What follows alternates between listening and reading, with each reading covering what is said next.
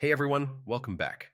In this tutorial, I'm going to show you exactly how to add sound effects to Google Slides. It's actually really simple, but adding sound can make your presentations feel way more dynamic and engaging, so it's a great little trick to know. So yeah, let's dive in. First, open the slide where you want the sound effect. It can be any slide, a title slide, a content slide, or even a blank slide.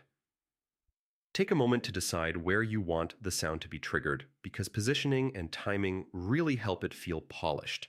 Once your slide is ready, go up to the top menu and click Insert. Then choose Audio from the dropdown. This opens a window where you can pick audio files stored in your Google Drive. If your sound effect isn't already in Drive, you'll need to upload it first. MP3 and WAV files work best for Google Slides. Once the file is ready, just click it, then hit Insert. A small speaker icon will appear on your slide. You can drag it anywhere, top corner, bottom corner, wherever looks clean. The icon doesn't show during the slideshow if you don't want it to, so it won't distract your audience.